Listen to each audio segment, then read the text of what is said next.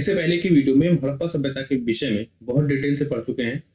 हमने हड़प्पा सभ्यता का उदय किस प्रकार से होता है ये देखा है, हमने उसकी परिपक्व अवस्था को देखा है और फिर हमने ये देखा कि हड़प्पा सभ्यता किस प्रकार से समाप्त हुई या उसके पतन के काल को भी हमने देखा है। इस वीडियो में हम देखने जा रहे हैं कि हड़प्पा सभ्यता से संबंधित जितने भी प्रश्न पूछे गए हैं प्रीलिम्स एग्जामिनेशन में, वो सारे प्रश्न हम देखेंगे। वो प्रश्न सारे अलग अलग एग्जाम में पूछे गए हैं। यूपी पीसीएस के भी आपको प्रश्न मिलेंगे, यूपीएससी के भी आपको क्वेश्चन मिलेंगे और कुछ अदर स्टेट के एग्जामिनेशन के भी क्वेश्चन आपको मिलेंगे। दरअसल हम ये समझ पाएंगे कि जितना कुछ हमने पढ़ा है उससे हम किस हद तक क्वेश्चन को अटेंड कर पा रहे हैं और हमारा जो सक्सेस रेशियो है वो किस लेवल तक है। इससे हम ये जान पाएंगे कि हमारी पढ़ाई का जो स्तर है या जो कुछ भी हम पढ़ रहे हैं वो कितना सही पढ़ रहे हैं और कितनी सही दिशा में हमारी तैयारी। शुरू करते हैं हम लोग इस वीडियो को। जो पहला प्रश्न आप लोग देख पा रहे हैं ये पूछा गया था यूपी पीसीएस में 2004 में और मेंस में ये पूछा गया था। इसमें कहा गया है कि मानव समाज विलक्षण है क्योंकि वह मुख्यतः आश्रित होता है किस पे? विज्ञान पे, अर्थव्यवस्था पे, संस्कृति पे या धर्म। अब देखिए ये हड़प्पा सभ्यता से ही संबंधित प्रश्न है और उसी से ये टॉपिक आया है, लेकिन आपको उसको सामान्य ज्ञान के अध्ययन पे भी टिक करना होगा। कैसे? जैसे मानव समाज विलक्षण है क्योंकि वह मुख्यतः आश्रित होता है किस चीज। अब आपको यहाँ पे एलिमिनेट करना है आंसर में से। सबसे पहला तथ्य जो आएगा आपका, आप देखेंगे विज्ञान पर। क्या जब सभ्यता का प्रारंभ हुआ तो उस समय विज्ञान था। फिर धर्म पर, सभ्यता के प्रारंभ के क्या जो मानव मुख्यतः आश्रित होता है वो धर्म पे आश्रित होता है, क्या संस्कृति पे आश्रित होता है या फिर अर्थव्यवस्था पे आश्रित होता है। ये चार ऑप्शन हमारे पास। कॉन्सेप्ट रूप से देखें तो ये बहुत ही टफ क्वेश्चन, लेकिन हम इसको अगर थोड़ा सा समझ के लगाएं, थोड़ा सा ध्यान दे के लगाएं तो हम इस क्वेश्चन को अटेम्प्ट कर सकते हैं। देखिए मानव की सबसे मुख्य जरूरत क्या है, आप सिर्फ इतना जान लीजिए।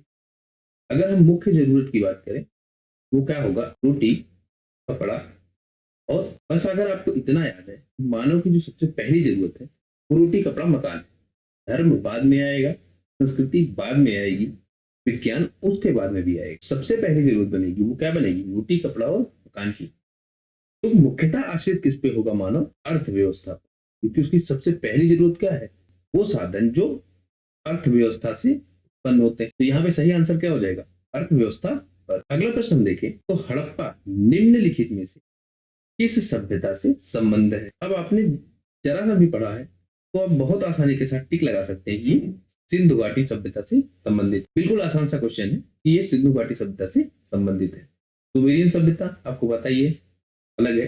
वैदिक सभ्यता इसके बाद की है। मेसोपोटामिया की सभ्यता अलग है। बहुत आसान सा ये क्वेश्चन था। अगला हम प्रश्न देखिए कि सिंधु सभ्यता संबंधित है किस युग से? और ये क्वेश्चन देखिए आपका यूपी पीसीएस प्री में और बिहार पीसीएस में भी पूछा गया है। अब यहाँ पे आप देखिए, एक आपका हो गया प्रागैतिहासिक युग, दूसरा आपका हो गया ऐतिहासिक युग, फिर आपका हो गया उत्तर ऐतिहासिक युग और एक हो गया आपका आद्य ऐतिहासिक युग। इनमें आप अंतर समझिए। प्रागैतिहासिक युग में हमको साक्ष्य नहीं मिलेंगे और जब हम साक्ष्य की बात कर रहे हैं तो हमको कोई लिखित साक्ष्य भी नहीं मिलेगा और हमको कोई पुरातात्विक साक्ष्य भी नहीं मिलेगा। ठीक। जब हम ऐतिहासिक युग की बात करें तो हमको साक्ष्य मिलेंगे दोनों तरह के। जब हम उत्तर ऐतिहासिक युग की बात करेंगे तो ये ऐतिहासिक युग के बाद का काल है। अब हम जब आद्य ऐतिहासिक युग की बात करेंगे उनको क्या होगा? साक्ष्य मिलेंगे लेकिन पढ़ा नहीं जा सकेगा उनको। तो हड़प्पा सभ्यता जब आप देखेंगे तो आपको किस रूप में मिलेगी? ऐसे साक्ष्य जो पढ़े नहीं गए। तो आपका सही आंसर क्या हो गया? ऑप्शन। अब आपसे जो अगला प्रश्न पूछा जा रहा है, सिंधु घाटी की सभ्यता गैर आर्य थी क्योंकि वह एक नगरीय सभ्यता थी, उसकी अपनी लिपि थी, उसकी खेतिहर अर्थव्यवस्था थी, उसका विस्तार नर्मदा घाटी तक था। तो जो आपको मुख्य अंतर मिलेगा आर्यों में या आर्य सभ्यता में या हम कहेंगे वैदिक युग में, उसमें क्या मिलेगा? ग्रामीण सभ्यता मिलेगी आप। वहीं जब हम हड़प्पा सभ्यता की बात करेंगे या सिंधु घाटी सभ्यता की बात करेंगे, आपको जो मिलेगी वो क्या? नगरीय सभ्यता देखने को मिलेगी। ये हमने अपने वीडियो में बहुत डिटेल से किया था कि सिंधु घाटी सभ्यता कैसी है? नगरीय सभ्यता है। ये क्वेश्चन आपको थोड़ा सा टफ इसलिए लगेगा क्योंकि अभी आपने आर्यों के बारे में नहीं पढ़ा है या हमने अभी तक वैदिक काल को नहीं पढ़ा है, इसलिए आपको थोड़ा सा ये टफ लग रहा होगा। हालांकि सिंधु घाटी सभ्यता वाला भी पढ़ा है और उसको ठीक से समझा है, वो भी समझ सकता है कि ये एक नगरीय सभ्यता थी। लिपि आप देखेंगे तो लिपि वाले प्रश्न में सिंधु की भी लिपि है और वैदिक सभ्यता की भी अपनी लिपि है। तो दोनों की अपनी अपनी लिपि है, तो ये अंतर हुआ नहीं। खिटिहर अर्थव्यवस्था, ये अंतर भी नहीं हुआ। और नर्मदा घाटी तक का विस्तार क्षेत्र है, ये भी अंतर नहीं बनता है, क्योंकि आप जब वैदिक काल में देखेंगे तो उसकी सभ्यता का भी विस्तार क्षेत्र लगभग सिंधु घाटी सभ्यता के विस्तार क्षेत्र से ही मिलता जुलता है। अगले प्रश्न में आए हम, तो सिंधु घाटी सभ्यता को आर्यों से पूर्व की रखे जाने का महत्वपूर्ण कारक क्या है? प्रश्न में आप देखिए 4 ऑप्शन, एक लिपि, एक तांबा, एक मृद भांड और एक नगर नियोजन। और ये आपका पूछा गया किसमें? यूपीपीसीएस के प्रीलिम्स में। अब इस पे आप देखिए कि सिंधु घाटी सभ्यता को आर्यों से पूर्व क्यों माना जाएगा? पूर्व में माने जाने के लिए आवश्यक चीज है वो आपकी क्या है? पूर्व अवस्था हो, मतलब भाषा में, लिपि में, व्यवस्था में आपको पूर्व की अवस्था में विकसित रूप में मिले। तो हम यहाँ पे बेसिकली ये देखना चाहते हैं कि सिंधु घाटी सभ्यता में ऐसा क्या जो आर्यों से कम था, और उसी के कारण हम इसको आर्यों से पीछे रख रहे हैं। लिपि के केस में आप देखेंगे तो लिपि सिंधु घाटी सभ्यता में भी है और आर्य सभ्यता में भी है। नगर नियोजन, इसमें तो कोई जोड़ ही नहीं है। तांबा, तांबे में भी कोई जोड़ नहीं है। एक आखिरी ऑप्शन जो हमारे पास बचता है वो है मृद। वैदिक काल के मृद भांड आपको ज्यादा उन्नत मिलेंगे, सिंधु घाटी सभ्यता के जो मृद भांड है वो उतने उन्नत आपको नहीं मिलेंगे। तो यही वो क्षेत्र है जहाँ पे सिंधु घाटी सभ्यता वैदिक सभ्यता से पीछे रह जाती है और हमको एक अंतर दे जाती है। अगला प्रश्न हम देखिए, सिंधु घाटी संस्कृति वैदिक सभ्यता से भिन्न थी क्योंकि इसके पास विकसित शहरी जीवन की सुविधाएं थी, चित्रलेखीय लिपि थी, लोहे और रक्षा शस्त्रों के ज्ञान का अभाव था। सिंधु घाटी सभ्यता और वैदिक सभ्यता में अंतर पूछा, तो हम देख रहे थे कि विकसित शहरी जीवन तो यहाँ हमको मिलता है, चित्रलेखीय लिपि हमको मिलती है, लोहे का अभाव है और रक्षा शस्त्र आपको कम मिलेंगे। जब हमने डिटेल में पढ़ा था तो हमने देखा था सिंधु घाटी सभ्यता में हमको हथियार कम मिलते हैं, या वो हथियार हमको कम मिलते हैं जिससे युद्ध किया जाता है। तो हमने ये अनुमान लगाया था यहाँ पे लोहे का अभाव है और जो रक्षा शस्त्र है, जो हथियार है, वो भी बहुत कम मात्रा में पाए जाते हैं। तो उससे ये वाला ऑप्शन भी ठीक हो जाता है। तो कुल मिला के जो सही आंसर होगा वो ऑप्शन डी आपका हो गया। अगला प्रश्न देखिए, हड़प्पा संस्कृति की जानकारी का प्रमुख स्रोत क्या है? क्या हमको शिलालेख मिलते हैं, क्या पक्की मिट्टी की मोहरों पे जो अंकित लेख हैं वो हमको मिलते हैं, क्या पुरातात्विक खुदाई इसका स्रोत है, या फिर ये सारे मिलके स्रोत? अब हम यहाँ पे देखेंगे शिलालेख हमको मिलते नहीं है, पक्की मिट्टी की मोहरों पे जो अंकित लेख है उससे हमको कोई जानकारी मिलती नहीं है। क्यों? क्योंकि हम उस लेख को पढ़ ही नहीं पाए हैं। तो हमारे पास जो ऑप्शन बनता है वो क्या बचता है? पुरातात्विक खुदाई का ऑप्शन बचता है। इसी से हमको हड़प्पा संस्कृति के बारे में जानकारी मिलती है। कुछ क्वेश्चंस आप देखेंगे रिपीटेड वे में आए। ये वाला प्रश्न ये देखिए, ये 94 में भी आया है और 96 में भी आया है। यही प्रश्न देखिए दोबारा से कब फिर आ गया? 93 में भी आ गया। तो अगर आप देख पाए तो 93 में भी आ रहा है, 94 में भी आ रहा है, 95 में नहीं आया, 96 में भी आएगा। तो आप देख रहे हैं लगातार सालों में ये प्रश्न आ रहा था। तो यहाँ भी आपका सही उत्तर क्या हो गया? पुरातात्विक खुदाई। अगले प्रश्न पे आते हैं, सिंधु घाटी के निवासियों की सभ्यता को जानने का मूल स्रोत क्या है? एक आपका मोहरे, एक आपका मंदिर, एक आपका लिपि, बर्तन, जेवर, हथियार तथा औजार। लिपि हम पढ़ नहीं पाए हैं, मंदिर हमको मिलते नहीं। हमारे पास जो स्रोत बचता है वो मोहरे ही बचता है कि बर्तन, जेवर और हथियार आदि से भी हमको जानकारी नहीं मिलती है। हथियार तो आप देखेंगे बहुत कम ही मिलेंगे। तो ये वाला ऑप्शन भी गलत हो जाता है। हमारे पास जो सही ऑप्शन बचता है वो कौन सा है? अगला प्रश्न हम देखें, हड़प्पा सभ्यता की उत्पत्ति के संदर्भ में निम्नलिखित में से कौन सा जोड़ सही नहीं है? हमने इस विचारधाराओं को बहुत ध्यान से पढ़ा था, बहुत डिटेल में पढ़ा था। अमलानंद घोष का नाम आपको याद होगा, इनके बारे में हमने बहुत डिटेल से पढ़ा था और इन्होंने जो बात कही थी कि हड़प्पा सभ्यता का उद्भव पूर्व हड़प्पा सभ्यता की परिपक्वता के परिणाम स्वरूप हुआ। ये बात हमने बहुत डिटेल में पढ़ी थी। तो ये आपका सही ऑप्शन है। अगला ऑप्शन आप देखिए, क्योंकि आपको क्या ढूंढना है, सही नहीं है। इस चीज को आप बहुत ध्यान से देखिएगा एग्जाम्स में भी, सही पूछा गया है या सही नहीं पूछा गया है। दूसरा ऑप्शन जो हमारे पास बचता है मार्टिन व्हीलर का, ये क्या कहते थे? ये पश्चिम एशिया से सभ्यता के विचार का प्रवचन है।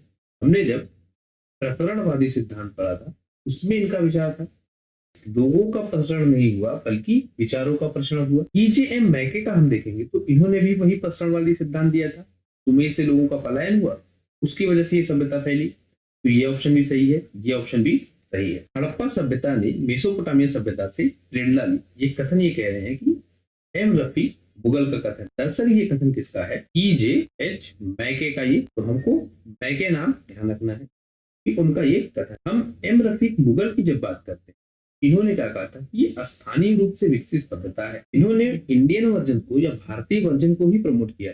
ये जो हड़प्पा सभ्यता है वो भारत की आंतरिक सभ्यता है और भारत के ही स्थानीय क्षेत्रों से विकसित हुई है। अगला प्रश्न हम देखें, सूची 1 को सूची 2 से मिलाना है। हड़प्पा, हस्तिनापुर और Takshashila. NG Majumdar, John Marshall और दयाराम साहनी, BB लाल और एक ऑप्शन आपका बनता है कौशाम्बी। किसने खोज की? हमको बहुत आसानी के साथ याद है कि हड़प्पा की खोज दयाराम साहनी ने। अब देखिए एक का तीसरा किसमें है? सिर्फ एक ही ऑप्शन में आपको मिल रहा है, तो आपने सिर्फ एक को मैच कराया, बाकी सारे अपने आप मैच। जो मैचिंग वाले क्वेश्चन आते हैं उसमें आप ध्यान रखेंगे कि कभी कभी एक मैच ही सही आपसे मिल जाता है, तब भी आप क्वेश्चन के सही आंसर तक पहुंच जाएंगे, सही ऑप्शन तक आप पहुंच जाएंगे। यहाँ देखिए हमने क्या किया, हड़प्पा को सिर्फ मिलाया किससे? दयाराम साहनी से, और हम बिल्कुल सही ऑप्शन तक पहुंच गए एक बार में। बाकी ऑप्शन को भी हम देख लेते हैं। जो आपका हस्तिनापुर है, इसकी खोज किसने की? BB लाल ने। फिर जो आपका तक्षशिला, तक्षशिला की खोज किसने की? जॉन मार्शल ने। और आपका कौशाम्बी है, इसकी खोज किसने की?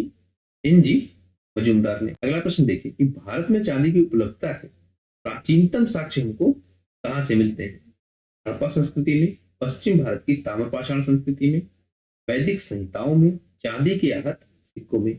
और ये प्रश्न कब पूछा गया? आपका IS प्री 1994 में, जब हमने हड़प्पा संस्कृति के विषय में पढ़ा था। तो हमने कर्नाटक क्षेत्र की बात की थी कि यहाँ से ये लोग चांदी का आयात करते थे, क्योंकि इन सब में भी आप देखेंगे सबसे प्राचीन सभ्यता है वो हड़प्पा संस्कृति है। तो हमको जो चांदी का सबसे प्राचीन साक्ष्य मिलेगा वो कहाँ से मिलेगा? तो आपका जो सही आंसर बनता है वो क्या है? हड़प्पा संस्कृति। अगला प्रश्न देखिए कि हड़प्पा में मिट्टी के बर्तनों पर सामान्यतः किस रंग का उपयोग हुआ है? और ये पूछा गया कहाँ है? बिहार पीसीएस की प्री में 1995। जिसने मेरी वीडियो देखी हो पुरानी वाली, वो व्यक्ति एक बार में टिक कर सकता है कि ये लाल रंग था, क्योंकि नीला और हरा रंग ये आपको मिलते ही नहीं। पांडु रंग भी जो आपको दिखाया गया है ये भी आपको मिलता है। अगला प्रश्न देखिए, जो मूर्ति पूजा का आरंभ है वो कब से माना जाता है? मौर्य काल में, कुषाण काल में, उत्तर वैदिक काल में या पूर्व आर्य एरा में? तो हम देख पा रहे थे कि जो आपकी हड़प्पा सभ्यता है उसमें हमको थोड़े बहुत साक्ष्य मिलने लगे थे, और यही जब समय आएगा वैदिक सभ्यता, तो उसमें हमको पूर्ण रूप से साक्ष्य मिलेंगे। तो वैदिक सभ्यता से पहले और हड़प्पा सभ्यता के बाद या हड़प्पा सभ्यता के अंतिम दौर में हमको मूर्तियां मिलने लगती है। तो इसका जो आंसर हो गया वो क्या हो गया? पूरे आर्य काल। क्योंकि उत्तर वैदिक काल से पहले ही आप देखेंगे कि पूजा पाठ की बहुत सारी विधियां आ जाएंगी, बल्कि इनमें तो बुराइयां आनी स्टार्ट हो जाएंगी उत्तर वैदिक काल से। कुषाण काल भी अलग हो गया, और मौर्य काल तो बहुत बात की है, तब तो बहुत विस्तृत रूप में पूजा है। तो इसका जो सही आंसर हो गया वो क्या हो गया? पूर्व आर्यकाल। अगले प्रश्न में हम आए तो निम्नलिखित पशुओं में से किस एक का हड़प्पा संस्कृति में पाई गई मोहरों और टेराकोटा कलाकृतियों में निरूपण यानी कि रिप्रेजेंटेशन नहीं हुआ है? ये बात हमने बहुत डिटेल से देखी थी। गाय नहीं मिला है, ये मैंने आपसे बार बार कहा था, इसलिए कहा था क्योंकि ये क्वेश्चन पूछा गया है। तो गाय हमको नहीं मिलेगी कहाँ पे? हड़प्पा संस्कृति में। तो आपका जो सही आंसर होगा वो क्या हो गया? गाय। तो आप देख पा रहे हैं कि IS लेवल के भी क्वेश्चन आप बहुत आसानी के साथ अटेम्प्ट कर पा रहे हैं सिर्फ उन वीडियोस की मदद। अगला हम देखें कि निम्नलिखित में कौन सा एक हड़प्पा स्थल नहीं है? 2019 के IS में आपसे पूछा गया प्रीलिम्स में। तो हमने देखा था कोटदीजी, बेसलपुर, चंदहुदुर। इन सबको हमने बहुत डिटेल से देखा था। हमको जो स्थान मिला था सोहगौरा, इसके बारे में हमने नहीं पढ़ा था। सोहगौरा को आप देखेंगे तो ये आपका यूपी में स्थित है, और यूपी में भी आप देखेंगे कि ताप्ती नदी के किनारे स्थित है। ये सभ्यता मुख्यतः ज्यादा फोकस में कब आएगी? मौर्य काल में। तो सोहगौरा से संबंध रखते हैं। चंदहुदड़ो, कोटदीजी और देसरपुर, इनकी बात हमने की हुई है अपने वीडियोस में, या फिर हड़प्पा संस्कृति के रेफरेंसेस। अगला प्रश्न देखते हैं, हमको मिलान करना है सूची 1 को सूची 2 से। इस स्थान से क्या मिला है? ये वाला भी हमने बहुत डिटेल में देखा था। बूदीवाड़ा की अगर हम बात करें तो हमको कहाँ से मिल रहा था? ए में दूसरा। तो ये गलत हो गया आपका, और ये ऑप्शन आपका गलत हो गया। फिर हम देख लेते हैं जुता हुआ खेत हमको कहाँ से मिल रहा था? कालीबंगा से। तो हमने ये ऑप्शन मैच करा दिया। पर अभी भी हम सही आंसर तक नहीं पहुंच पाए हैं, क्योंकि दोनों ऑप्शन में आप देख पा रहे हैं कि जो बी वाला ऑप्शन है और आपका जो डी वाला ऑप्शन है, वे दोनों में एक ही आंसर है।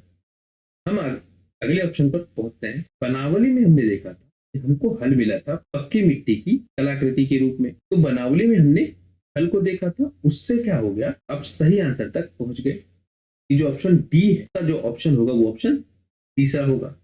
तो आपका ऑप्शन डी में जो तीसरा ऑप्शन है वो ये वाला है। तो हम सही आंसर तक इस मदद से पहुंच गए हैं। धौलावीर में आपको क्या मिलता है, हड़प्पा लिपि के बड़े आकार के 10 चिन्हों वाला एक शिलालेख। इस बात को भी हमने देखा था, लेकिन बचे हुए ऑप्शंस को भी हम आसानी के साथ एलिमिनेट करके और उनको मैच करके भी आंसर तक पहुंचे। इस वाले क्वेश्चन से आपको अंदाजा लग रहा होगा कि कई बार परीक्षा में आपको सारे ऑप्शन आने पड़ेंगे, तभी जाके आप सही आंसर तक पहुंच। तो उसके लिए बहुत डीप स्टडी की जरूरत है, तभी जाके आप सही आंसर को टिक कर पाएंगे। अगला प्रश्न देखिए, एक जूते हुए खेत की खोज की गई, कहाँ पे, कालीबंगा में। कोई डाउट ही नहीं, जूते हुए खेत के निशान कहाँ मिले, कालीबंगा में। तो ये देखिए आपका एक रिपीटेड क्वेश्चन मिल रहा है। तो यही प्रश्न पहले भी पूछा गया, कभी किसी दूसरे रूप में, कभी भाषा बदल के, कभी ऑप्शन बदल के, लेकिन प्रश्न वही है। अगर आपको एक बार आंसर पता है तो आप सही आंसर तक बहुत आसानी के साथ पहुंच जाएंगे। अगला प्रश्न देखिए, सूची 1 को सूची 2 से मिलाना है। हड़प्पा, लोथल, कालीबंगा, मोहनजोदड़ो। कालीबंगा से आपको जूता को खेत मिलता है, अभी आपने देखा। तो ऑप्शन सी में 4 जिसमें है, एक ये हो गया और एक ये और ये पहले ही गलत हो गए। लोथल से हमने देखा था गोदी हमको मिलती थी, तो अगर लोथल से हमको गोदी मिल रही है, इसका मतलब बी का कौन सा ऑप्शन हो गया, ऑप्शन सेकंड। तो बी वाले में, ये आपका बी वाला है, इसमें आप देखिए सेकंड, और हमारे पास ये और ये 2 ऑप्शन बचे थे, तो सही आंसर कौन सा हो गया, ये वाला। तो हम सही आंसर तक पहुंच गए। अगला प्रश्न देखिए, सूची 1 को सूची 2 से मिलाना है। किस सभ्यता का नाम है और किस नदी के किनारे है, ये हमको मैच कराना है। हड़प्पा सभ्यता हमने देखा था, ये रावी नदी के किनारे पे। तो जैसे ही हमने ये मैच कराया, हमारे पास सिर्फ एक ऑप्शन बचता है, ऑप्शन डी, और बहुत आसानी के साथ सही आंसर तक पहुंच गए।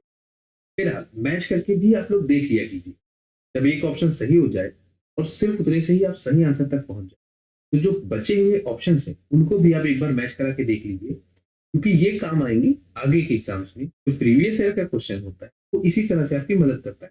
और जिस तरह ये में देखिए 4 ऑप्शन इधर, 4 ऑप्शन इधर, आपने एक को मैच करा दिया, बाकी 3 को मैच कराने की जरूरत नहीं पड़ी।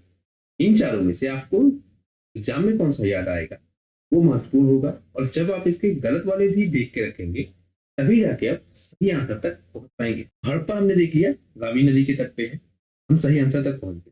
लेकिन हस्तिनापुर को हम देखें तो ये कहाँ पे है, गंगा नदी के तट पे। नागार्जुन कोंडा को हम देखें तो ये आपका कहाँ है, कृष्णा नदी के तट पे। और पैठण को अगर हम देखें तो ये कहाँ है, गोदावरी नदी के तट। अभी आपसे ये हड़प्पा ना पूछता और ये बाकी सिर्फ पूछ लेता, ये 3 पूछ लेता और एक कोई और पूछ लेता जो ज्यादा पॉपुलर ना, तब आप कैसे मैच कराते। हस्तिनापुर आपको पूर्व में मिल रहा है या उत्तर पूर्व में मिल रहा है, नागार्जुन कोंडा जो आपको मिल रहा है वो दक्षिण भारत का क्षेत्र है। दक्षिण भारत का क्षेत्र है तो नदी भी कहाँ की होगी, दक्षिण भारत की कोई होगी। तो इस तरह से भी आप ऑप्शन को मैच करा के देखिएगा। अगला प्रश्न देखिए, फिर से उसी तरह का प्रश्न है। संस्कृति का नाम दिया गया है और किस नदी के तट पे अवस्थित है, कौन से पूछा गया है। हड़प्पा रावी नदी के तट पे, खूब याद है।